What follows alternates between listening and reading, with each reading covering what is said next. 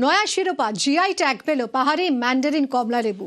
2022 সালে জিআই ট্যাগের জন্য আবেদন জমা পড়ে এবং 3 বছর পর স্বীকৃতি পেল ম্যান্ডারিন কমলা লেবু। পার্থ রয়েছে সঙ্গে, আরো জানাবে পার্থ। একেবারে দেখো, দার্জিলিং এর কমলা লেবু তো বরাবরই জগৎ বিখ্যাত। বিদেশের বাজারে যে হারে অর্থনীতি অনেকটাই কমেছে এবং গত কয়েক বছরে একদিকে প্রাকৃতিক বিপর্যয় এবং বিভিন্ন ঘানায় কিন্তু এই কমলা লেবু ফলন অনেকটাই মার খেয়েছে। 2022 সালে পাহাড়ের এই ম্যান্ডারিন কমলা লেবু জিআই ট্যাগের জন্য পাঠানো হয়। 3 বছর পর সেই ট্যাগের স্বীকৃতি পেল পাহাড়ি কমলা লেবু। স্বাভাবিকভাবে উচ্ছ্বসিত কমলা লেবু চাষিরা এবং তাদের আশায় এর ফলে রাজ্য সরকারের আর্থিক সহযোগিতা যেমন তারা পাবে, তেমনি ফলনও আবারও কয়েক গুণ বাড়বে এবং কদর বাড়বে বিশ্বের বাজারে।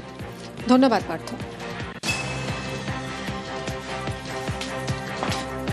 सरकार ने जो जियो टैग करके इसका जो मूल्य ये सब तय कर दिया गया है और पश्चिम बंगाल सरकार को और ये एग्रीकल्चर डिपार्टमेंट को मैं धन्यवाद देता हूँ कि आगे आने वाले दिन में भी हमें और ऐसा ही कुछ सपोर्ट मिले ताकि हम पहाड़ में जो ऑरेंज का खेती का जो कमजोर अवस्था है उसको कुछ कर सकें।